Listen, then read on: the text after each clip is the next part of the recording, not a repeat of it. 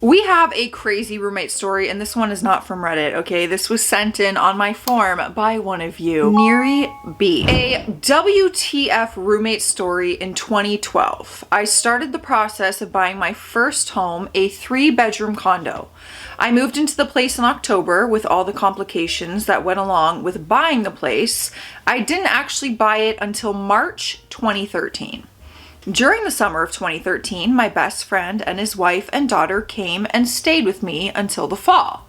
After they moved out, I decided to rent out one of the spare bedrooms, so I put an ad on Craigslist. That's all I need to know. We know you go and get some cuckoo bonkers roommate off Craigslist. I got a response from a gal from Texas who was moving up here and needed a place to stay for a couple of months until she could get a place on her own. She moved out at the end of January 2014. I then placed an ad on Craigslist again in February and started a month-to-month rental on March 3rd, 2014 with a couple who I will refer to as Brad and Karen. He had a record from 20 years in prison of a bad crime, but nothing on his record for the last 10 years. Okay, I don't know how to digest that right now. And it's not because of my IBS. I believe in people getting a second chance, so I decided to rent to them. You're better than I guess. I agree in some circumstances, but like I need to know the crime.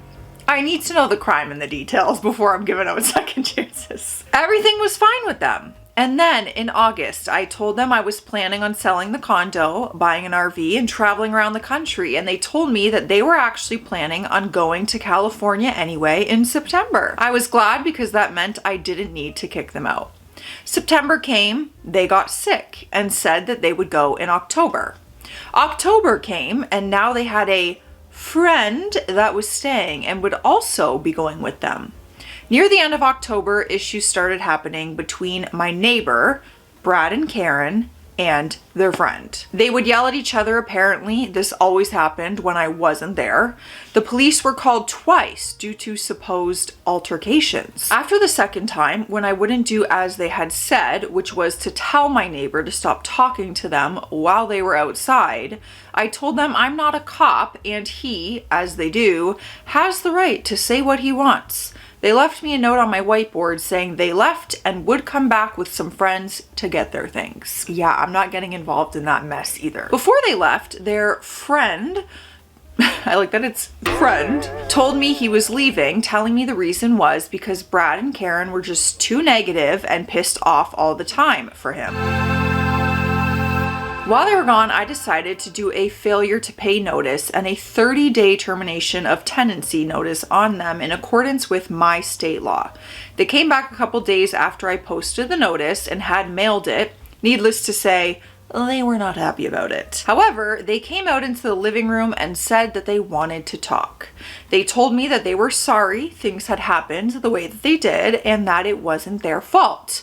And they wanted things to go back to the way they were. In other words, get rid of the 30-day notice and the failure to pay rent notice. How convenient for this apology. They said that they used the rent money to rent the car because they had feared for their lives because of the neighbor and just had to leave. I told them I wasn't going to cancel either notice, so at some point later that week, on Friday, November 21st, I filed an FED, which is essentially a form that you fill out to have an eviction hearing in front of a judge. To serve the tenants, you have to either have a process server do it or the sheriff's office. I decided I would have the sheriff's office do it since it had to be within 24 hours. Oh, they're really not gonna like that. I went home later that day and based on something they had said, I thought the notice had been served. So I mentioned it. They were confused, so I told them that I had filed and told them that they would be served the next day. Turns out that they don't count the weekend, so they weren't served on Saturday. Monday morning, I decided to ask an attorney based on others who had been through this had told me, indicating that perhaps I hadn't worded the notice correctly, and I was correct. He advised me to go to the courthouse and try to stop the sheriff's officer from serving the notice, which I was able to do. Now, for the unsettling part of what also happened over the weekend. What? On Saturday, November 22nd, I overheard Brad telling Karen and her dad, quote, and she is going to have us served by the sheriff. I will effing take a rusty wrench and shove it up her bleep. He also told Karen that he's going to keep going until he puts me in self-destruction and that she needs to, quote, get her the F out of here. Meaning me. Isn't that nice? Like, this is my house. On November 25th, 2014, I had an attorney that represents landlords draw up a 30-day notice and notice to pay rent. I went home and got another neighbor that wasn't the one that Brad and Karen had issues with to serve it as a witness. I don't know how we're breezing past the threat of harm from someone who was in prison for 20 years for a bad crime. How do you sleep at night? I would just fear for my life. What were they in prison for? Because 20 years is a long time. I went in, knocked on their door, and I heard Karen say to Brad, don't do anything, just be quiet and stay there. She opens the door and I give her the 2 notices and then I leave. The 30-day notice date was December 26th, 2014, but around December 19th or so, they asked if I would extend it until January 3rd so that they could stay through the holidays. Being the nice person I am, I told them yes, after they were going to shove a wrench up your... They also told me that they pretty much had a place lined up, that they just couldn't pay for it until January 3rd when they got their monthly checks from the state. Then January 3rd, 2015 came, and I heard them having a huge argument in the bedroom. Karen came out and said that the place fell through and asked if I would please let them stay until February 3rd. Once again, I said fine, but that they had to be out by then, and she said, I promise we will be out even if we don't have a place. I mean, bless your heart for just trying to be nice. She had said something to me as well that day, which was, you won't have to serve us again. It didn't dawn on me until later to ask myself what she meant by that I wouldn't have to serve them another 30-day notice. So I emailed an attorney that works in the building I work at the situation and asked what I should do. He said, you run the risk of their claiming they relied on you extending their stay to mean that the notice had ended if you eventually have to force a proceeding. The safest thing is to make it clear to them in writing that your notice to vacate is still in effect, but based on their request and claim of hardship, their move-out date has merely been extended to February 3rd, 2015. But no more extensions will be granted unless requested and approved of in writing. Make them sign a copy of the letter for your file to show that they received it, but you should also put a copy in the mail via certified mail. Yes to all of that. So I typed up an extension letter that said, quote, this letter is to inform you that the notice to vacate is still in effect, but based on your request and claim of the hardship that the place you had lined up fell through, your move-out date has merely been extended to 2/3/15, and I reserve the right to end this extension. No further extensions will be granted, so please be moved out by 11:59 p.m. on 2/3/2015, or I will have to proceed with Fergal. There's a new word, with further legal action. I went home and I gave it to them. I had made a place for them to sign for my records to indicate that they had received the letter. I asked if she was going to sign it and she said yes. The next morning I still did not have a signed copy, so I asked when I got home again if they were going to give me a signed copy and she said yes. Hey girl, here's the paperwork. Come out to the kitchen. I got a pen. 10 seconds. I need your signature. What time do you need to sign a piece of paper? The next evening, she comes out of her room, walks over to me, holds up the piece of paper and says, B, we're friends and this insults me. Well, you're gonna have to get over that and sign the piece of paper. This is a stab in my back and she pounds her chest with her fist. Interesting. She continues with, you are violating my rights by having me sign this contract. I tell her it's not a contract, it's simply a letter stating that I'm only extending the 30-day notice, not vacating it, and that another would not be given so that there is no confusion on either party's end. She makes a remark about me stating in the letter about taking further legal action. I told her that You guys know darn well that I have to go to court to get a judge to grant an eviction and authorize the sheriff's department to come and force you out. I'm just letting you know that I know this as well. I told her that the only reason I am wanting them to sign this form was to indicate that they had received it. She then said, write that on there with today's date and I will sign it. So I did, and she signed it. So much for the attempt to bypass my 30-day notice. Side note, during November and December, they claimed that their computer had been hacked and that it was my fault because I didn't have a strong enough passcode or something. I don't think that's how it works. I told them that I've never had any issues before. They argued that it was me doing it on purpose to get at them. A few times I would argue, and I don't even know how to do that, and I would let them use my laptop in front of me so I could see what he was doing on his laptop while he attempted to fix the issue. On January 13th, 2015, around 9 p.m., Brad and Karen and I were having a huge argument after he had accused me once again of messing with the internet connection and making it so they couldn't get on it again, which I wouldn't even know how to do and didn't want that because this is how they were going to find a place to live. He said I had intentionally changed the passcode so that they wouldn't be able to get on it unless I had to let them, and that I had a special software on my computers that prevents people from hacking me. This is just too much. I was over this about a month into them moving in. I told Karen to use my computer again to show that it wasn't me. Brad came out again and just went off on me. I had finally had enough and just blew up, yelling at the top of my lungs, defending myself and telling them to get the F out. At one point, the husband said, we'll just see how effed up your stuff is tomorrow when you get back home from work. Coming from the felon? Then he said, I'll just go downtown and bring back some of my friends and we'll take care of you. Girl, some people might not deserve a second chance. I'm genuinely scared for you. I responded back to Brad, are you threatening me? He responded with, yes. Things eventually calmed down after I had threatened to call the cops. I gave him my laptop and watched as he got on his computer, and lo and behold, it wasn't my end, but something on his end that caused the issue. His computer is one that he rebuilt. No further explanation needed. On January 24th, 2015, I overheard Brad and Karen discussing how they were going to kill me.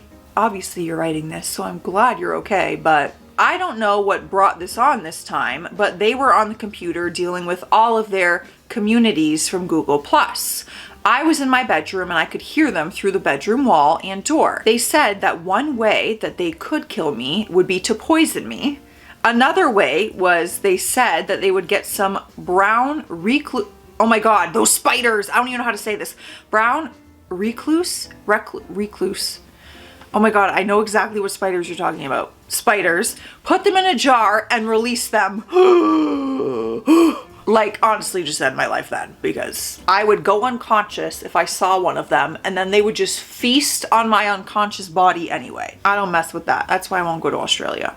Spiders that size? No thanks. They said they had a friend who would give them the spiders. They also stated in the same conversation that they have never been happier at the thought of ending someone as they are at the thought of ending me. What a special friendship you guys all have. Even though they never used my name, I know that they were talking about me because of a few things that they said while talking about this were things such as, 1, we have never had computer problems until we came here, and 2, accused me of conspiring with their friend D, saying that I knew where they were at when they were downtown and probably gave him sexual favors in exchange for betraying them.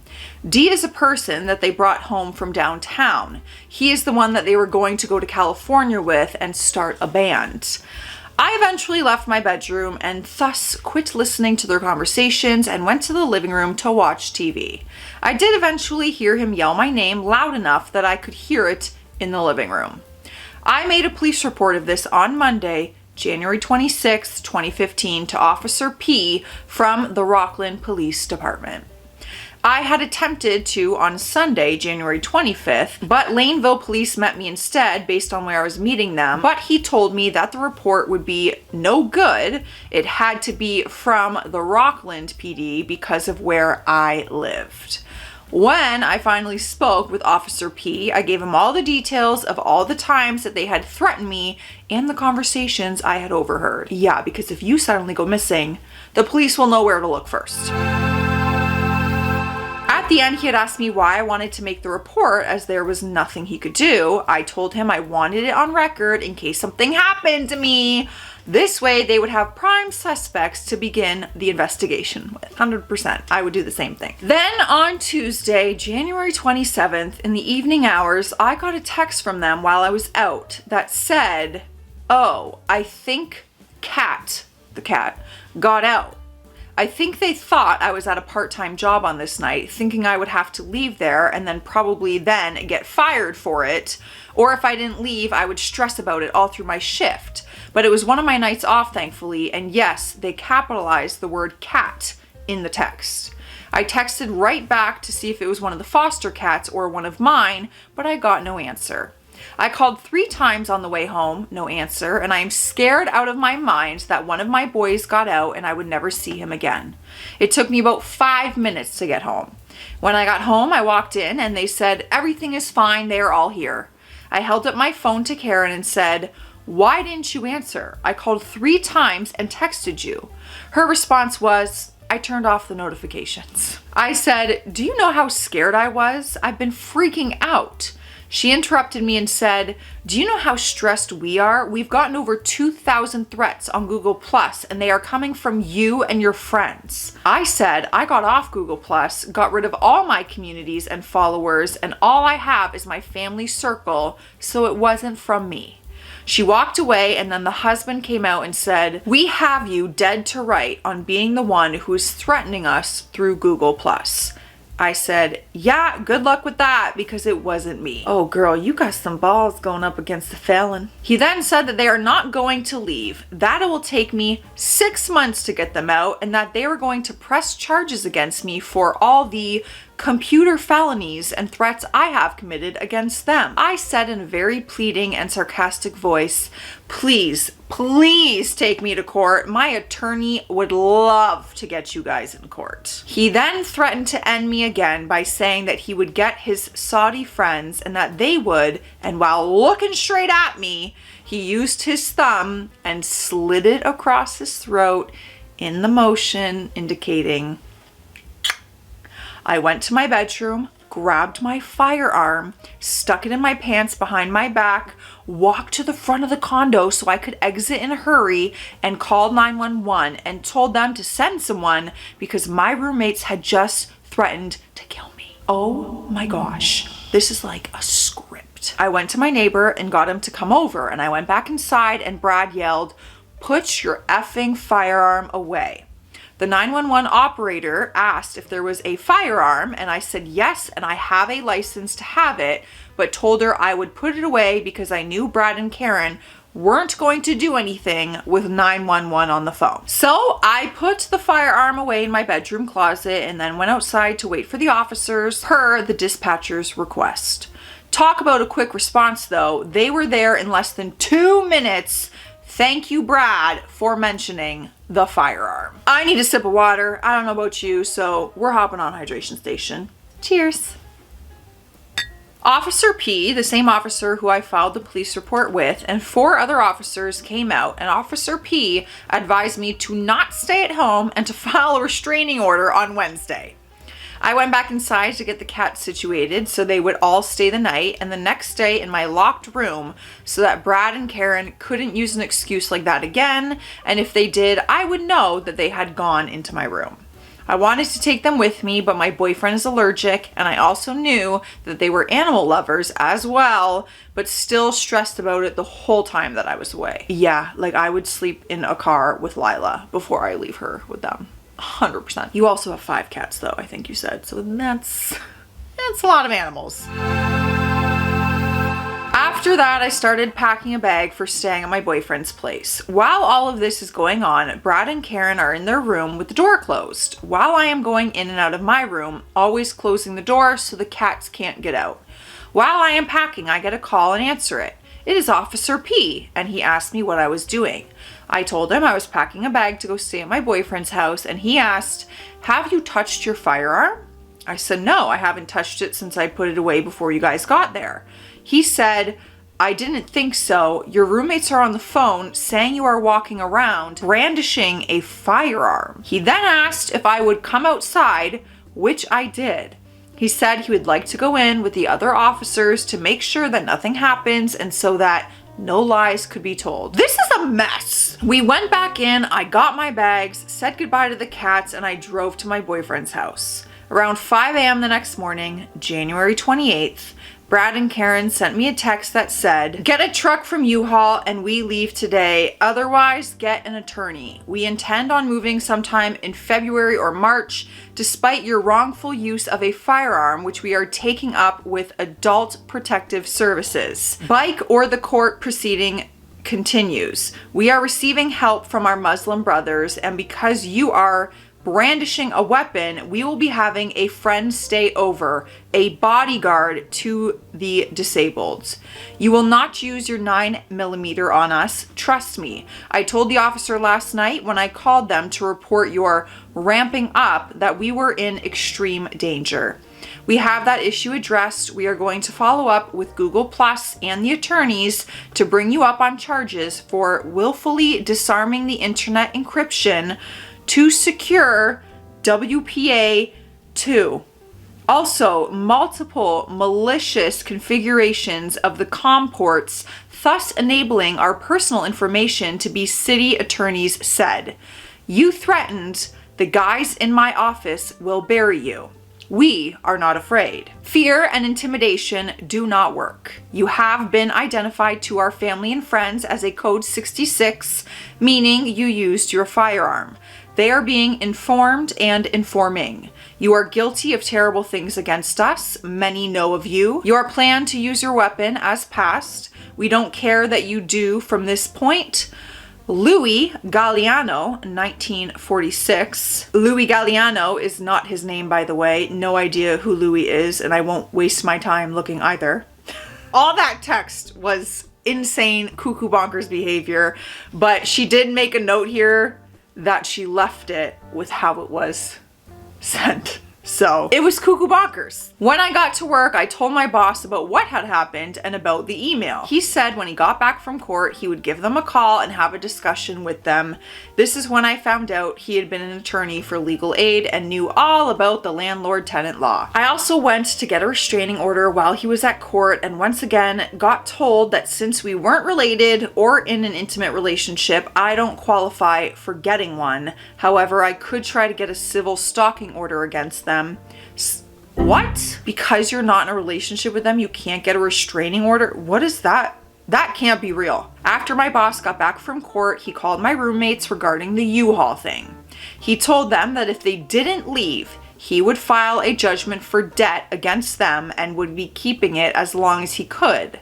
That he is in court 4 days a week and would be easy for him to do so, but that if they leave today, he would not go after them for the 2 months of rent that they owed me. He told them that because they hadn't paid me the rent for January, that they should be able to afford the U-Haul. I told him in a soft voice, I'll pay for the U-Haul if it gets them out.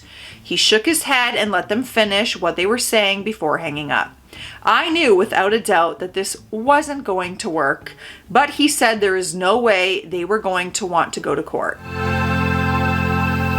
I filled out the stalking order paperwork, went to the courthouse to file it, and got a date to appear in court, which was the next day at 8:30 a.m. Later, around noon, I called my neighbor to see if he'd be able to come over when I got off work and stood by while I went into the condo to grab my cats. I had decided to take my cats to a nice neighbor of my boyfriend's who said that she'd be willing to keep them until this was over with, and I would take the foster cats back to the shelter until this was done. I'm just happy the cats are okay. My only real concern that kept nagging at me was that Brad and Karen would try to harm the cats in some way to get at me, as they sort of did in the text message about the cat getting out, even though they were animal lovers. He told me that Brad and Karen had left earlier. I said that they probably were going to get an attorney. He called me back around 1 p.m. or so saying that there was a U-Haul parked in my parking space. I went home at about 2 p.m. When I got there, I called my boss as he had told me to do so. I told him I was watching the place from afar and he said I should go in. I didn't want to because I didn't know if they would try to start something with me, but he said go in and demand that they give you a time frame of when they would be out. So I got my neighbor, I went in, and they said, give us an hour. I went over to my neighbor's and watched them from his dining room that had a view of my backyard. Oh my God, I'd be out there with binoculars. I'd be watching the whole thing. Front row, hell, I would stand outside and look through my own window. When it seemed they were gone, I went back in and they were gone, but had left a message on the whiteboard that said, we have left. However, 24 hours has to be given before you enter the room. Wrongful entry applies.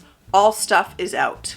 I called my boss and he said, that is BS. You can go into the room, and advised that I change the locks on the front doors, which was something I had planned on doing anyways, but it's always nice that I can say my attorney advised me to. I called the locksmith who came out and changed the locks, and I went into the bedroom.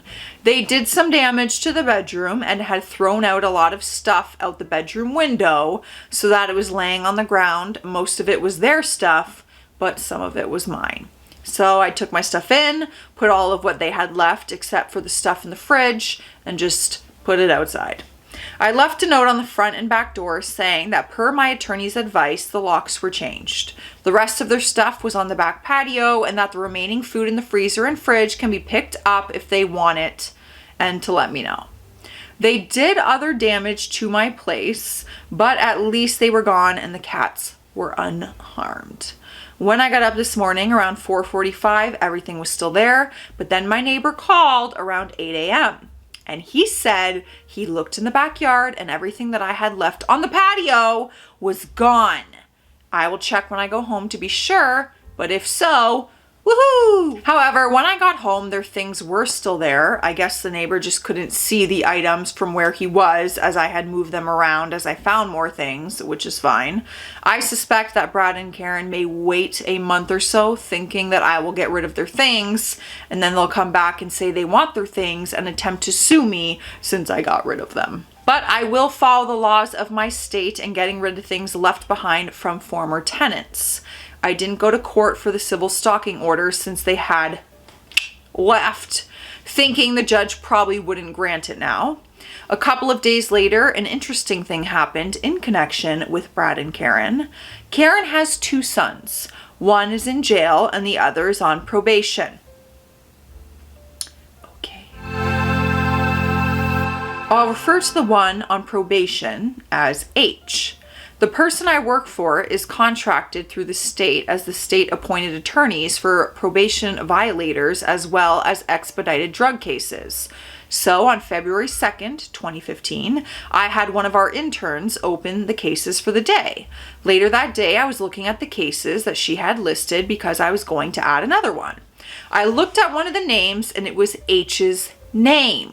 I looked at his picture and saw that it did look like him. Another intern was in another office doing interviews for those we got appointed to, and she was on the phone with H. Due to confidentiality reasons, one of the questions we ask is if there's anyone they are okay with talking to.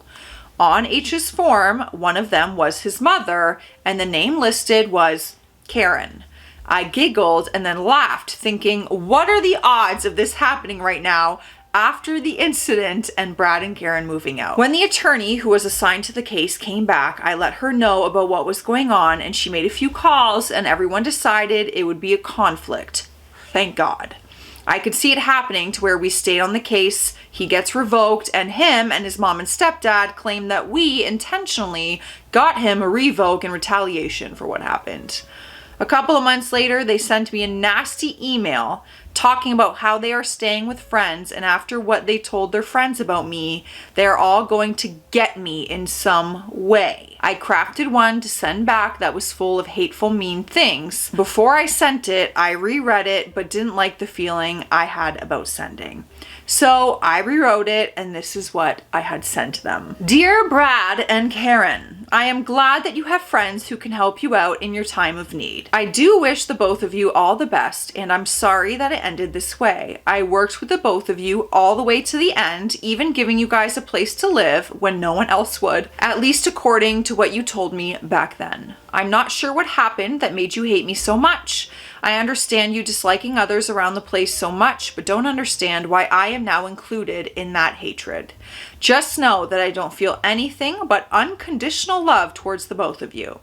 You each have been through a lot more than someone should have to go through. I have no intention of doing anything with your belongings for now. I only mentioned it before because I hadn't heard from the two of you after 3 different attempts. Your belongings are still where you left them. I will have to do something with them if they are still at my place when I go to put my place on the market, just FYI. I do hope the two of you find the happiness that you both so deserve. Sincerely, my name. Damn. Now it makes me wonder, like, if that person's time in prison, like, was wrongful conviction, because you seem very forgiving. I got so many questions, girl. Please message me. They didn't respond to this email, but I felt so much better about the email I sent out to the universe of love instead of hate. I did actually hope them both well, regardless of what they did. That's just the type of person I am. About 1.5 years later, after I sold my place and moved to another state, I got a text from them asking if they could stay at my place for a couple of nights as it was cold, they are sick, and no friends will help them. I was amazed that they would text me asking for this favor after everything. Guessing they were in a bad way, not surprised though about no friends wanting to help them.